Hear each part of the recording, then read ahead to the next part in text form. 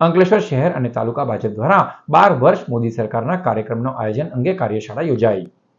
અંકલેશ્વર શહેરમાં મા શારદા ભવન ખાતે યોજાયેલી આ કાર્યશાળામાં ભરૂચ જિલ્લા ભાજપ મહામંત્રી અને અંકલેશ્વર પ્રભારી જિગ્નેશ મિસ્ત્રી, જિલ્લા મહામંત્રી પરેશ પટેલ ખાસ ઉપસ્થિત રહ્યા હતા।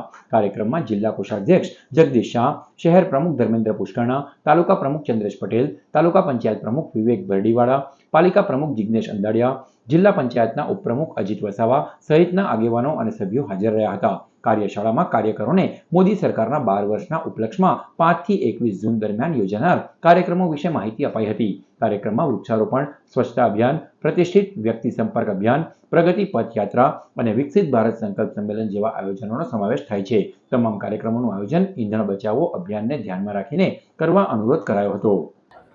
આ જનજાગૃતિ અભિયાન અંતર્ગત 5 જૂનથી 21 જૂન સુધી આ કાર્યક્રમો સમગ્ર દેશમાં થવાના છે। એના ભાગરૂપે અંકલેશ્વર શહેર અને અંકલેશ્વર તાલુકાની અગત્યની કાર્યશાળા આજરોજ યોજવામાં આવી હતી અને ખૂબ મોટી સંખ્યામાં અંકલેશ્વર તાલુકા અને શહેરના કાર્યકર્તાઓ ઉપસ્થિત